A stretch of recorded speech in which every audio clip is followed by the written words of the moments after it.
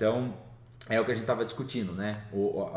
A melhoria educacional passa por isso. Então todo mundo fala assim, né? Planejar a cidade, como que a gente resolve esse problema já existente? Se Medellín conseguiu, o Rio de Janeiro consegue, cara.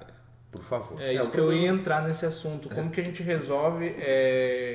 A topografia no Brasil ajuda muito a ter mais favelas. E como que a gente resolve essa grande quantidade de favelas, principalmente São Paulo, Rio de Janeiro, que é um adensamento gigantesco, né? Um jeito que eles resolveram foi deixar de chamar de favela e chamar de comunidade, né? Mas não mudou nada em si. Isso é só pra... Né? Porque, vai deixar de ser favela, todo mundo criou uma expectativa. É porque favela vem de toda uma discussão da Guerra de Canudos, que eles ficaram no Morro da Favela lá e tal, e quando os soldados do Rio de Janeiro voltaram, eles viraram Favelados. Mas aí... a gente só usa São Paulo e Rio de Janeiro, porque em algumas regiões você vai usar palafita, mucambos, etc. Então, os nomes só mudam. Em Votorantim fala área verde. O meu estudo de caso do mestrado foi nas favelas em Votorantim, área verde. E não pode falar favela. E o pior é que cada região metropolitana tem uma grande quantidade de favelas, né? Às vezes o pessoal olha, acha que é só um morro cheio de casinha. Não, às vezes não é só isso. Não é só isso.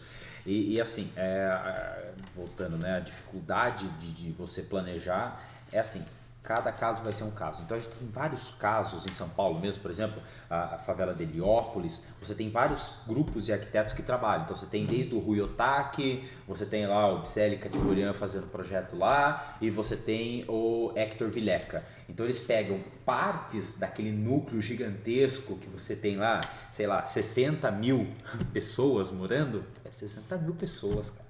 É uma coisa absurda. Não tem como remover. A gente tem que melhorar. Por que a gente tem que melhorar aquelas pessoas? Primeiro, para você dar oportunidade, seja de qualidade de vida mesmo, desafogar o sistema de saúde público, porque toda vez que a pessoa está pisando no esgoto, ela tem uma casa cheia de mofo, uma casa que não tem janela, não tem uma iluminação adequada, ventilação adequada, ela tem mais problema respiratório e vai gerar mais gasto. A cada real investido em saneamento, você economiza 4 em saúde. É uma matemática mais do que comprovada. Então o que acontece? Se você faz esse investimento, você está reduzindo gastos e melhorando a qualidade de vida de todos. Porque daí, economizei na saúde aqui, eu posso reverter para outra coisa. Então eu posso comprar um aparelho melhor, ou fazer um melhor tratamento de ecologia, ou construir um hospital de especialidades na minha cidade. Então, assim, por que sempre reclamam que não tem recurso? É porque muitas vezes é fruto do próprio erro no planejamento urbano. Né? Eu sempre falo assim, não tem cidade não planejada, tem cidade planejada, depende de como ela foi planejada e para quem, né? Essa que é a questão. Uma das coisas que eu até ia comentar, que o Fernando falou, é a questão de regiões metropolitanas. Sorocaba agora já virou, né? Metrópole, com mais 20 e poucas cidades, e isso gera investimento. Quando você gera investimento, né? Vai ter investimento, você vai ter mercado de trabalho e tudo mais. E é onde o pessoal do Nordeste, de todo lugar, por exemplo, o pessoal que trabalha comigo nas obras veio em 90 e poucos aí, quando Campinas estava bombando. Exato. Né? Então a ideia agora é que Sorocaba expanda, vamos dizer assim, tenha dinheiro, tenha trabalho, E assim, com isso vai vir esse pessoal e aí acontece isso aí. Vai comprar um terreninho ali, vai invadir, vai não sei o quê. Porque assim, já não vai ter espaço. O cara não vai querer morar em outro lugar, vai achar um lugarzinho ali bacana para ele. E não está preparado para esse público, vamos dizer, que vai chegar. Sim. Essa questão é uma questão que eu trabalho na disciplina de sexta-feira, que é processos metropolitanos, estudos sociais e econômicos. E eu falo para os alunos o seguinte problema: eu tenho uma teoria do apocalipse zumbi em Sorocaba. E é um problema. Eu também é um problema. Acho que vai. Por quê?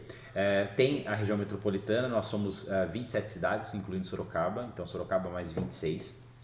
E você tem um aporte maior de recursos. Sorocaba, se a gente pegar o plano diretor, aí é o planejamento local, a gente tem uma zona norte, extremo norte, perto da Castelo Branco, com um potencial industrial, então toda uma mancha roxa lá para a indústria. Só que nesse meio do caminho, a gente tem uma série de vazios que já tem infraestrutura. Aí o que acontece? Essa terra já especulou. Ou seja, tem dono, o cara já tem um projeto que daqui 10 anos ele vai fazer um condomínio, um loteamento, ou seja, essa população que vem para trabalhar nas novas indústrias que vão se apropriar ali do parque tecnológico, pé da Toyota e tudo mais, onde eles vão morar? Eles vão morar aonde? Na zona oeste, lá na zona leste e ter que percorrer mais de 12, 15 quilômetros para chegar no local de trabalho. Sem falar, nós vamos aumentar o trânsito nesse tempo. Então, aí o que acontece? Essa região, ela é ainda margeada pelo rio Sorocaba. Olha o problema. E cheia de veios da água, cheia de córregos, divisa com Porto Feliz. E aí Porto Feliz é zona rural para lá. Olha quem a gente vai afetar na metrópole. Então toda essa discussão de metropolização, Sorocaba vai gerar um impacto em Porto Feliz, na zona rural, que eles não estão preparados e nem vão saber o que aconteceu. Da noite para o dia você já vai ver uma série de ocupações. E é isso que acontece. São Paulo foi assim. Quando instalou o ABC Paulista, Santo André, São Bernardo do Caetano, com aquelas indústrias automobilísticas, onde os trabalhadores iam para onde? Iam lá. Aí começa Diadema, Capão Redondo, Jardim Ângela. É assim que surge as ocupações na represa, quando a gente vai para a praia, né, pelo Rodoanel, você vê as ocupações na Guarapiranga, Billings. É assim. A Castelo Branco é um eixo importante, né? Espetacular, né? É um dos principais eixos da nossa região. Nossa região é a principal, nossa né? região, Com essa conversa, eu sinto assim que a gente está tão atrasado no planejamento urbano brasileiro que a gente, em vez de planejar coisas novas, a gente está correndo atrás de soluções de problemas futuros. Perfeito. Esse é o problema. Eu sempre gosto de usar aquele negócio, tapar o sol da peneira. É sempre assim. Por quê? Isso, né, envolve um pouquinho da questão política. A bendita reeleição, a propagação de partidos no poder e a necessidade de você fazer coisas rápidas. Então não tem planejamento a médio e longo prazo. Eu tenho que planejar para 2 anos. Porque no primeiro ano de mandato eu estou trabalhando com a lei de diretrizes orçamentárias do antecessor. Então eu estou trabalhando com a LDO e com a do anterior. Aí quando chegar na minha vez eu vou planejar os próximos 4 anos. 3 meu e mais um do próximo que vem. Então nesses 3 anos, nesse um eu trabalho, nesse aqui já tem umas disputas de outras eleições em outra esfera. E aí no último ano é ano de eleição. Então... que não dá pra fazer nada porque vedou um monte de coisa no eleitoral. Eu nem sei se ajuda ou se prejudica essa questão. Fora que ainda nesse metade do caminho, a grande maioria dos prefeitos, acho que, pelo menos de São Paulo, tem algum problema jurídico para se preocupar, tem outras esferas que acabam se preocupando, além de cuidar da população. Problema, Fernando. Nossa, é terrível. A gente tava falando, né, Rafael, da questão desse excesso de burocracia. Não querendo defender, né, não tô aqui para passar pano para ninguém, mas assim, sofrem os prefeitos.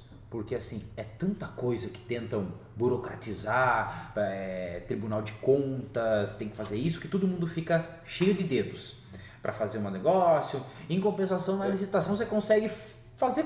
Vamos dizer que ele quer fazer algo, às vezes o prefeito quer muito fazer aquilo ali, sim, mas daí começa estudo para viabilizar o negócio, ele começa a perceber que ele não vai ter tempo para fazer isso. Ele deixa de fazer pela burocracia. Pela burocracia, pelo tempo. Ele falou, eu vou ter dor de cabeça, ninguém vai ficar satisfeito ou arrebentar a cidade. Acaba que cuidar mais ou menos do que tem lá. As nossas cidades acabam ficando placebos para a população. Então o que eu faço? A luz do poste queimou, não pode queimar a luz do poste. Grama cortadinha e asfalto sem buraco. Por favor, se você tiver essas 3 itens, é o melhor prefeito. Eu falo assim, isso é planejamento urbano? Isso não chega nem perto de melhorar a qualidade de vida. Eu te falo, o BRT, pô. O BRT implanta em 3 anos, sei lá quanto tempo já tá aí. Gente... Então assim, é passar vergonha, pô. Não, é total. Primeiro que o BRT não é uma estrutura para a cidade de Sorocaba.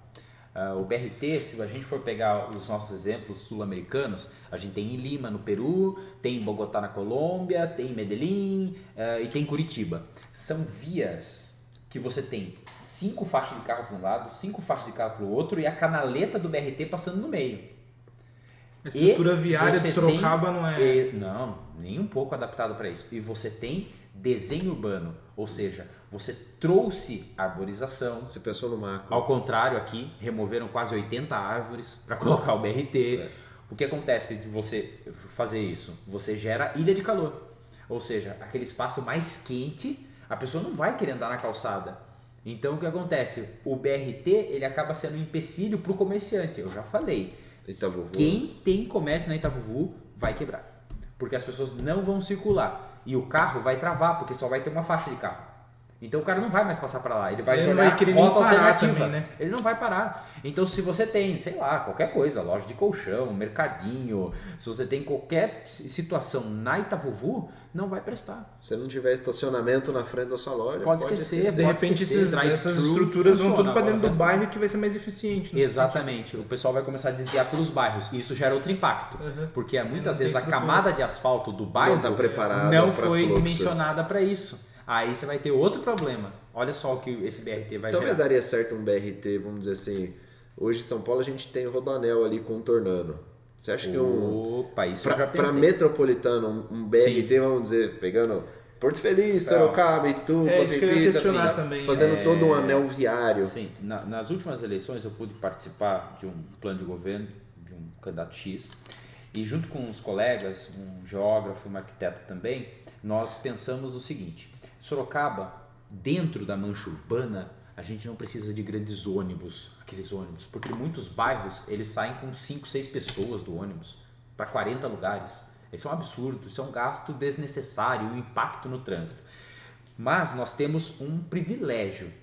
Raposo Tavares, Castelo Branco, Castelinho, Charuri. Você consegue fazer um anel aqui e criar terminais de transferência nesses pontos que daqui vão surgir micro-ônibus que vão atender essas localidades. E você não precisa mais de terminal no centro. E depois você ainda tem Tatuí ali, né? Você tem a rodoviazinha Tatuí que liga porque hoje Castelo a gente está de totalmente novo. dependente de uma rodoviária que não tem estrutura para isso também. Também não. Tanto a rodoviária quanto os terminais em zona Tudo central centralizados. são péssimos. O centro, um momento não era nem para passar carro em alguns lugares. Criar verdadeiros calçadões, como é Curitiba, como tem em Buenos Aires, para a gente poder ter um incentivo comercial. Quem compra é o pedestre. Em Dayatuba fizeram um terminal rodoviário novinho ali, bem próximo da rodovia do Açúcar, aqui em Castelinho. Meu, excelente, você vê novinho, pequeno, mas atende todo mundo, você fala, meu Deus do céu. É tranquilo, você pode criar uma rodoviária que tem uma distância considerável, igual um aeroporto, deve ser, e você cria um terminal nas proximidades, né? Por exemplo, não precisa ser um terminal grande, né? Não, é um viu? que leva para outro. Ó, uma cidade que nem é muita coisa, Praia Grande, muita coisa, desculpa falar isso, né? Não tem uma importância no cenário brasileiro. Mas Praia Grande é assim, você chega de ônibus, pimba, do lado o terminal. Eu vim turista, ó, tá aqui o bilhete unitário, topa, tchau. E estão reformulando Praia Grande, né? Eu falo isso para todo mundo. Você vê lá, tem um puta calçadão, investindo em segurança pública ali no calçadão, investindo em iluminação, investindo Exato. Você falou tudo, iluminação pública, tanto por baixo quanto por cima, é segurança. O calçadão, faz com que as pessoas circulem, né? Então você reduz as pessoas usarem, né? Eu fui em cada esquina, tinha uma viaturazinha da polícia, guarda circulando, você fala, meu, tranquilo. Traz segurança para a população utilizar o espaço, né? Sim. Que é direito deles, na verdade. E você cria ali na orla uma série, então você tem desde os prédios habitacionais até os comerciais. Então você tem fluxo de pessoas o tempo inteiro. Então a polícia, ela tá para inibir muitas vezes aquele batedorzinho de carteira, alguma coisa assim. Mas os olhos, as pessoas circulando no espaço é a melhor segurança que tem, não tem segredo. Eu, desde que estou em Sorocaba, eu vi que da rodoviária que ia estar, sei lá, em vários lugares, no intermodal, de repente.